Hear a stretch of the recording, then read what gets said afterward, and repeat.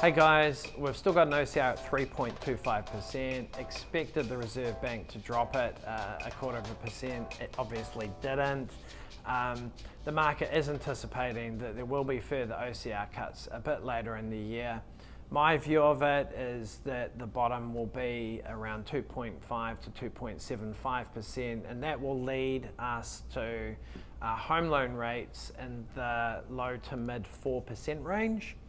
At least for those shorter term rates. If I was fixing my mortgage at the moment, I'd be splitting between part of it on a shorter term rate, a 1 year rate maybe at about 4.85%, and part of it on a longer term rate, a 2 or a 3 year fixed rate, hopefully at 4.95%.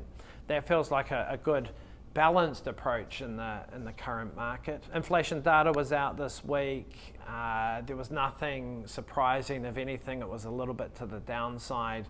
There had been some concern about inflation maybe breaching 3% this year.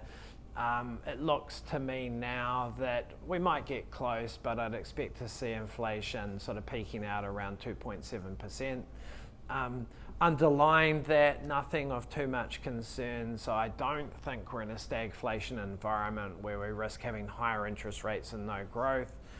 It certainly felt a bit like that over the last couple of years. Over to the housing market, it's remained pretty benign.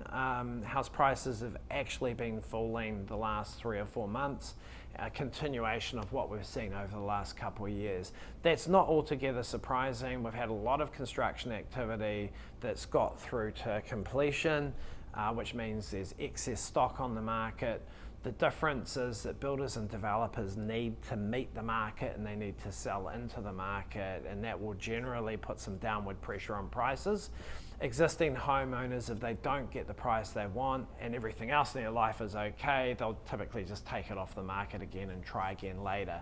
That's the difference between those markets, and so what we see at the moment that's playing out is a lot of new build in market, helping hold those house prices down.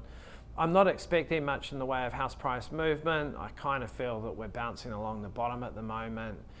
We have got a strong agricultural sector which is driving an export-led recovery. We're not really feeling that in the cities yet. Consumers' wallets are still firmly closed. We went through a pretty nasty recession. We're busy paying off debt, reducing, trying to get some savings. I don't expect that to turn around anytime soon, but it will eventually recover as these low interest rates start to leave more money in people's back pockets. Maybe next year we'll see a bit of a recovery coming through in that housing market.